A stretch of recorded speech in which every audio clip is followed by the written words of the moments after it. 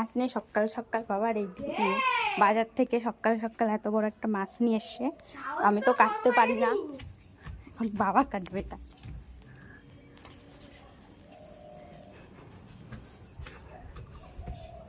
নাও কাটো,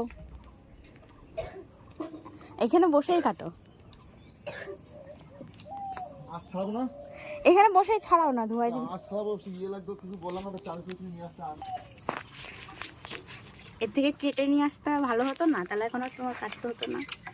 আমার বৌমা আছে, বউ আছে। বৌমা তো পারে না বলেই তো তোমার কাটতে হচ্ছে, নাহলে কি কাটতে হতো? কি মাছ এটা? কাতলা মাছ না রুই মাছ?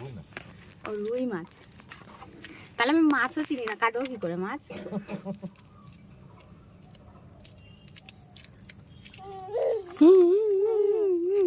এই যে বড় মাছ, এই মাছ তোদের কত সুখ দেখেছিস তো? হ্যাঁ হ্যাঁ, শ্বশুরকে দিয়ে মাছ কাটাচ্ছিস। আসো আসো আসো, শ্বশুর মশাই মাছ কেটে দিচ্ছে। হ্যাঁ একটা চামচ নিয়ে আসি, কিন্তু আমি এটা ছাড়াতে পারতাম।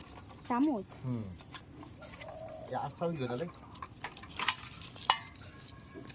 নোকে লাগবে, দাঁড়াও।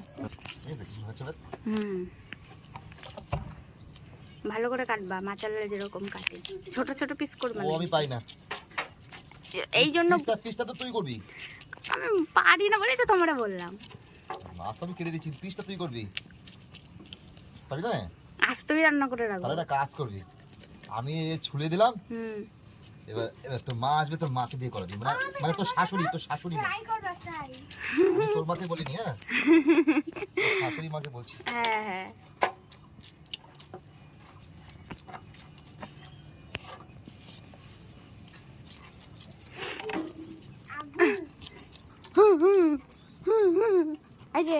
এই যে গুড মর্নিং বলো, মর্নিং বলো, সকালবেলা ছাদে চলে এসেছি। এই যে বলো মর্নিং বলো, একটু টাটা বলো, টাটা বলো, আসো আমাদের বাড়ি আসো।